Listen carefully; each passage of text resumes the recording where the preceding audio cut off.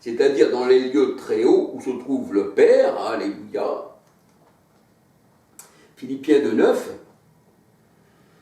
Hébreux 1,13, on dit que Jésus est assis à la droite de Dieu, dans la puissance de Dieu, parce que la droite, c'est la puissance. Psaume 118, 26. Ta droite me soutient, ta droite a écrasé l'ennemi. C'est pas une droite comme si on dirait que Dieu a une droite et une gauche, puisque Dieu est comme le vent. Jean 3, verset 3 à 8. Et le vent n'a ni droite ni gauche. Un esprit n'a ni chair ni os. On ne peut pas trouver la droite de Dieu qui est esprit. Jean 4, 23, 24. Le Père est esprit, alléluia. Mais il a pris chair en Jésus-Christ, 1 Timothée 3, 16, et on a pu voir Jésus homme, alléluia. Hébreux 1, 3, Hébreux 7, 26. Jésus est élevé plus haut que les anges, alléluia. Parce que la Bible elle dit que Jésus est au-dessus de toute dénomination, de tout ce qui est, parce que c'est lui qui a créé toutes choses. Alors, là où se trouve le Père, là où se trouve le ciel, le Seigneur, il dit, vous en savez le chemin. Alléluia.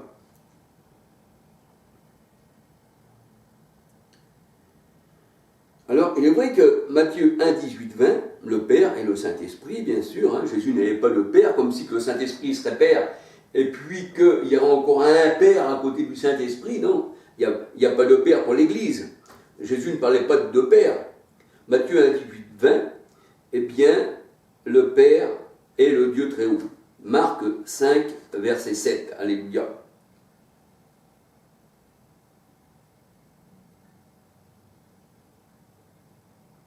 Et moi et le Père, la parole de Dieu nous dit, Jésus disait, eh bien, nous sommes un, celui qui me voit le Père. Alléluia. Alors là où je suis, que vous y soyez aussi, disait le Seigneur, et vous savez où je vais, et vous en savez le chemin. Thomas lui dit, Seigneur, nous ne savons pas où tu vas, comment pouvons-nous en savoir le chemin?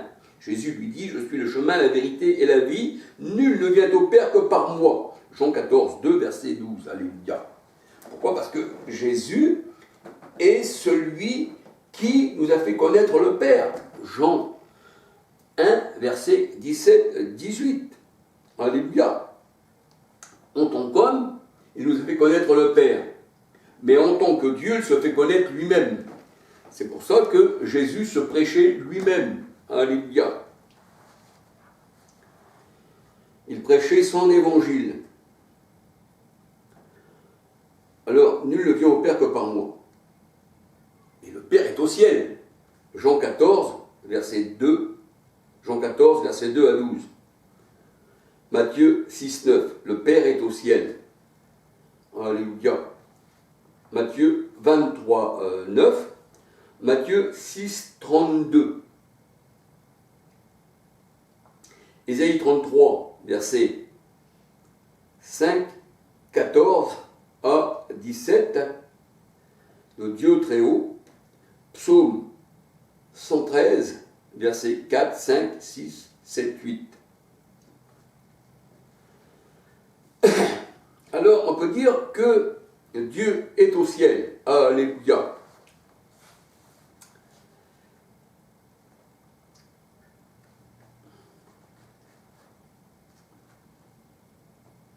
Alors, on peut dire que Jésus nous a fait asseoir dans les lieux célestes. Il nous a fait asseoir ensemble, c'est-à-dire l'assemblée. L'assemblée. Il n'y a pas qu'un, l'assemblée. Il nous a fait asseoir ensemble dans les lieux célestes. Et il nous a fait asseoir ensemble, c'est-à-dire lui, qui est assis, le Seigneur nous dit, dans Hébreux 1, 2, 3, quand on dit que Jésus est assis, eh bien, on est assis avec lui, alléluia, dans les lieux célestes. Éphésiens 2, verset 6.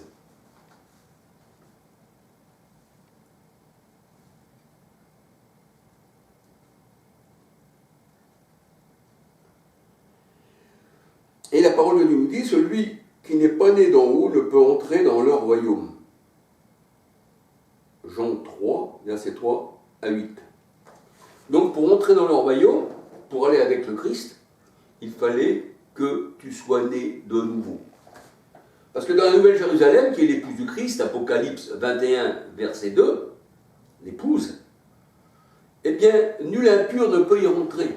On n'y rentre que par l'esprit. Alléluia. Parce que la chair et le sang n'héritent pas du royaume des cieux. Alors, si vous êtes ressuscité avec le Christ, mais bien sûr qu'on est ressuscité, parce que le Seigneur a dit que vous étiez mort. Les maçons, vous êtes passés de la mort à la vie. Et je suis venu pour que mes brebis aient la vie en abondance. Eh bien, si vous êtes ressuscité avec le Christ, recherchez les choses d'en haut et non celles qui sont sur la terre. Colossiens 3, versets 1, 2 à 6. Colossiens 3, versets 1, 2 à 6. Alléluia. Alors, il est dit de Christ, c'est pourquoi est-on monté dans les hauteurs? Alléluia. Il a emmené des captifs avec lui. Éphésiens 4, 8. Psaume 68, verset 19. Ésaïe 61, verset 1, 2, 3. Ésaïe 61, verset 1, 2, 3. Christ a emmené des captifs, les a emmenés dans les hauteurs. Parce que sur la terre, on était captifs de nos péchés, de nos pensées. Hein, c'est pour ça qu'il disait à Pierre, arrière à Satan, parce que pourquoi tes pensées ne sont pas la pensée des hommes. Pardon, arrière de moi Satan, parce que tes pensées ne sont pas les pensées de Dieu, mais c'est la pensée des hommes. Matthieu 16, verset 20 à 23. Ce qui fait de nous un adversaire, qui le mot Satan veut dire adversaire, eh bien ce sont nos pensées. C'est pour ça que le Seigneur a dit, avant vous étiez ennemis de Dieu par vos pensées. Mais maintenant nous avons la pensée du Christ. Alléluia. Donc on peut aller dans le ciel, dans les endroits célestes, avec le Seigneur. Alléluia. Dans Galates 4, 26, l'épouse est l'église de Christ. Mais l'église est céleste. L'assemblée est céleste. Allez en haut. Alléluia. L'épouse, elle est céleste. Apocalypse 21, verset 2.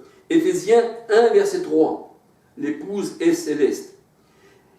Et là où se trouve l'époux, le Seigneur Jésus-Christ, il disait, là où je suis, vous y serez. Et je vous ai préparé une place. Alléluia. Et là où se trouve l'époux, eh bien, l'épouse aussi est avec le Christ. Alléluia. C'est ce que dit la parole de Dieu. Jean 14, verset 3, Jean 17, 24. Et la parole de Dieu nous dit qu'il n'y a qu'un seul époux.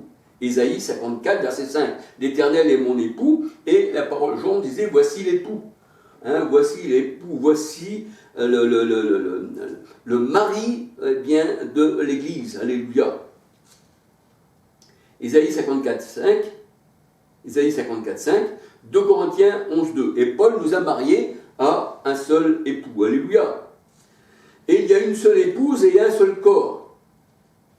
Et Christ est l'époux, il est la tête de l'Église. 1 Corinthiens 12, versets 12 à 27. Colossiens 1, 18. Et la Bible dit, celui qui est attaché au Seigneur, à Christ, il est un seul esprit avec lui. Et comme ce seul esprit, parce que 2 Corinthiens 3, 17 nous dit, or le Seigneur c'est l'esprit. 1 Corinthiens 12, 13 nous dit, or il n'y a qu'un seul esprit. Et si nous sommes attachés à l'Éternel qui est esprit, à Jésus-Christ, là où il est, là nous sommes. Parce que nous sommes mariés, nous sommes un avec le Seigneur. 1 Corinthiens 6, 13 à 19. Alléluia. Et nous savons qu'il demeure en nous, 1 Jean 4, 13, par l'Esprit. Jean 14, versets 2, 3, 17, 18. Jean 17, versets 22, 23, 26. Donc on peut dire que nous sommes un avec le Seigneur, par l'Esprit. Alléluia. C'est l'Esprit qui nous unit au Seigneur. Alors, il est vrai que les anges, les chérubins, sont représentés avec des ailes. Parce que les ailes représentent les hauteurs. Les ailes nous font comprendre que nous ne touchons pas terre, on ne fait pas partie de ce monde, on vient simplement en spectateur, et les ailes, sont spirituelles pour les anges, les chérubins. Alléluia. Et les anges sont des hommes, des envoyés de Dieu. Ils n'ont pas d'ailes dans le dos. Genèse 19, verset 1, 10, 11, 12, 13. Genèse 19, verset 1, 10, 11, 12, 13. Et c'est vrai que les ailes représentent les auteurs. Alléluia. Un peu comme la colombe qui a des ailes. qui est l'Esprit Saint. Elle ne fait pas partie de ce monde. Alléluia. Matthieu 3,16. Et on peut dire que la colombe qui représente le Saint-Esprit, eh bien, le Saint-Esprit est envoyé du ciel. Le Saint-Esprit est envoyé du ciel. Mais comment que le Saint-Esprit peut être envoyé alors que c'est Dieu lui-même? Alléluia. Hein? Le Saint-Esprit est envoyé du ciel. Ça veut dire que Dieu, en tant que Dieu, s'envoie lui-même.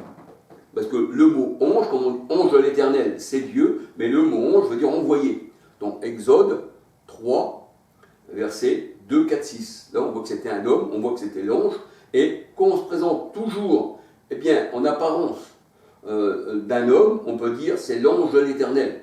Mais Dieu s'envoie lui-même. Parce que la parole de Dieu, elle dit, ne pouvons jurer sur un plus grand que lui, Dieu jurera par lui-même. Alléluia. Ça, c'est un grand mystère. Alléluia. Alors, l'esprit envoyé du ciel, qui représente la colombe qui représente l'esprit, Matthieu 3,16, qui a des ailes, Ésaïe 32,15. Alors, Gabriel, la parole de Dieu, elle dit, son vol est rapide. Pourtant, l'homme Gabriel, la parole de Dieu nous dit. Hein, Gabriel avait été envoyé d'un vol rapide, Daniel 9, 21. Et la parole de Dieu nous dit que Gabriel, c'est lui qui annonce aussi la naissance de Jésus, homme, et qui annonce aussi à Élisabeth la naissance de Jean-Baptiste. Luc 1, verset 26 à 37. Daniel 9, verset 21. Et les anges, dans la parole de Dieu, sont des nuées rapides. Un vol rapide, des nuées rapides. Alléluia. Daniel 9, 21, Ésaïe 19, verset 1. Et dans les cieux, la parole de Dieu nous dit, et dans les cieux, il y a des luminaires que le Seigneur avait mis.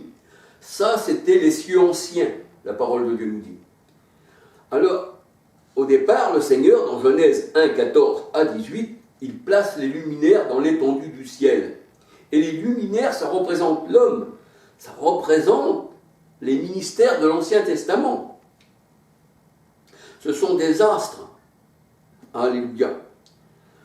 Genèse 37, versets 9, 10. Et ces astres se trouvaient au ciel. Parce que le Seigneur les a mis dans une position élevée. Genèse 1, verset 14. Les étoiles sont les anges. Apocalypse 1, 20.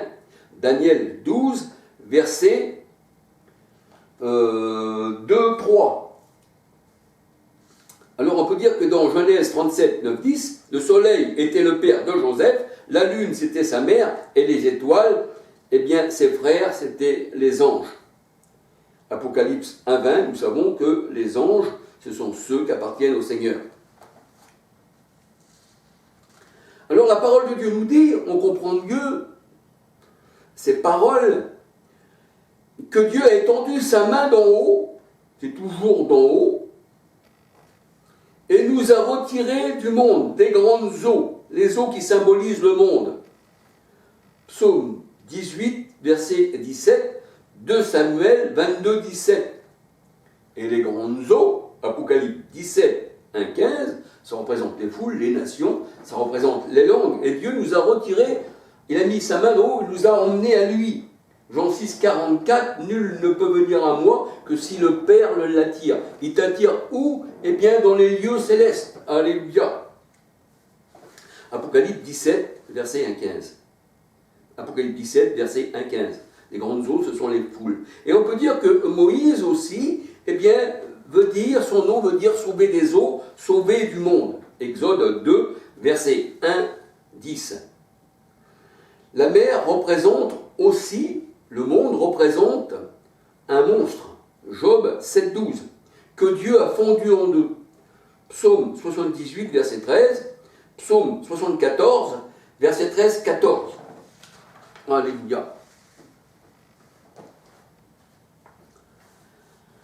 Alors Dieu, étend sa main d'en haut, eh bien c'est pour nous attirer à lui dans les hauteurs où il se trouve. Osée 11, verset 4. l'Éternel nous a retirés du monde, des eaux, et le royaume des cieux est comme un filet jeté à la mer. Matthieu 13, versets 47 à 51. C'est pourquoi Christ a fait de ses disciples des pêcheurs d'hommes, c'est-à-dire des pêcheurs spirituels. Parce que le mot pêcheur, ça représente quelqu'un qui pêche dans les grandes eaux, Apocalypse 17 à 15, qui est le monde. Je vous ferai pêcheurs d'hommes. Alléluia. Alors, les disciples ont pêché dans les eaux qui représentent le monde. Matthieu 4 à 19, Marc 1, Matthieu 4, 19, Marc 1, verset 17, Ecclésiaste 11, verset 1. Jette ton pain à la surface des eaux, jette ton pain à la surface du monde, tends le filet dans les eaux, jette ta ligne, parce qu'il y a du poisson à pêcher, et tout ce qui n'est pas bon pour le royaume des cieux est rejeté à la mer. Alléluia. Parce que le royaume des cieux est comme un filet jeté à la mer. Jette ton pain à la surface des eaux. Ecclésiaste 11, verset 1, Matthieu 4, 4, Amos 8, 11. Car quand tu jettes ton pain à la surface des eaux, ça veut dire qu'il y en a qui ont faim dans ce monde. Parce que le Seigneur dit que l'homme ne vivra pas seulement de pain, mais de toute parole. Et le Seigneur dit, je leur donnerai une famine qui n'est pas de pain ni d'eau, mais une famine, eh bien, d'entendre ma parole. Donc il fallait une nourriture spirituelle, il fallait que ce pain soit jeté à la surface des eaux. Ainsi, quand Christ est venu, lui la pierre principale, Ésaïe 8, 10, 13, 14, 15, 16, lui le rocher, 1 Corinthiens 10, versets 3, 4, ils buvaient à un rocher qui était Christ, ils avaient tous part à un aliment spirituel qui était Christ. Et ce rocher, dans le désert, eh bien, c'était Christ qui les suivait. Acte 4, verset 11-12. Par laquelle, c'est-à-dire que ce rocher, cette pierre, eh bien, c'est cette pierre qui détruisit la statue, Christ qui détruisit la statue, il est la pierre, il est le rocher, qui détruisit le monde, qui au temps de Daniel, la statue représentait les royaumes. Daniel 2, versets 31 à 45. Et le Christ reprend le symbole de la pierre pour se désigner lui-même et met en garde les principaux sacrificateurs et les pharisiens que la vigne leur sera enlevée. La vigne leur sera enlevée. Et la vigne, c'est Israël. Alléluia. Et on peut dire aussi dans Jean 15, si on regarde, la vigne aussi, c'est le Seigneur Jésus-Christ. Et ça leur sera enlevé. Cette pierre-là, le Seigneur dit, elle va vous détruire. Sur laquelle elle va tomber, eh bien, celui sur laquelle elle tombera sera détruit. Et le Seigneur dit, la vigne sera enlevée, et la vigne sera confiée à d'autres. Et le Seigneur dit, cette pierre-là, eh bien, elle va vous écraser. Matthieu 21, versets 33 à 46. Et ayant rejeté le Christ, le Seigneur, eh bien, le Seigneur maintenant se retourne vers les païens. C'est pour ça que la vigne sera confiée à d'autres. Acte 13, versets 42 à 52, Matthieu 22, versets 6 à 10. Et en envoyant ses disciples pour les noces, 1 Corinthiens 6, 13 à 19, celui qui s'attache au Seigneur est avec lui un seul esprit, alléluia, tandis que celui qui s'attache à une prostituée est avec elle une seule chair. Eh bien, pour les noces, le Seigneur, eh bien, a appelé déjà premièrement Israël, mais comme ils ne sont pas venus, ils trouvaient des excuses, chacun devait aller à sa tâche, eh bien, le Seigneur disait à ses disciples, eh bien, tournez-vous maintenant, eh bien, dans les carrefours, le long des haies, partout où vous trouverez, appelez-les aux noces. Matthieu 22, versets 1 à 14. On peut dire que ces gens-là ont été rejetés. Ainsi, les premiers sont les derniers, et les derniers les premiers. Matthieu 19, verset 30. Matthieu 21, verset 3, 1, 32. Matthieu 21, verset 3, 1, 32. Alors un changement devait être mis en place par le Seigneur. Les ministres de l'ancienne alliance, Genèse 37, verset 9-10, qui est symbolisé par le soleil, la lune et les étoiles, qui représente le ciel, qui représente une position élevée, ces astres devaient tomber du ciel. Les pharisiens, tout ça, Satan, l'ennemi, devait tomber du ciel. Pourquoi? Parce que les astres n'éclairaient plus, ils ne donnaient plus de clarté. La parole de Dieu nous dit dans Proverbe 6, 23, parce que la lumière, c'est l'enseignement. Et ils ne donnaient plus l'enseignement puisqu'ils avaient annulé les commandements de Dieu pour leur tradition. Marc 7, versets 1 à 23. Alors, ils sont tombés du ciel, ces astres. Apocalypse 6, 13. Matthieu 13, verset 25. Le Seigneur l'avait prédit et c'est ce qui s'est fait. Alléluia. Parce que Jésus était né encore sous la loi encore existait au temps de Jésus. Jésus était circoncis le 8e jour, présenté au temple selon la loi, et la Bible dit que Jean-Baptiste était le dernier prophète de la loi. Luc 16, verset 16, et Matthieu 11, 13, un truc comme ça. Hein? Alléluia. Ésaïe 34, versets 2, 3, 4, 5, 6, 7 à 14. Et ici, nous voyons que, eh bien, les cieux, les étoiles, la lune, le soleil, même les nuages, les nuées qui représentent les hommes, même le vent qui représente les hommes, alléluia, eh bien, c'est le ciel. Ésaïe 13, versets 10, 11, Ésaïe 14, versets 12, 13, 15, 16, 17. Et là, nous voyons que l'astre brillant, on va dire,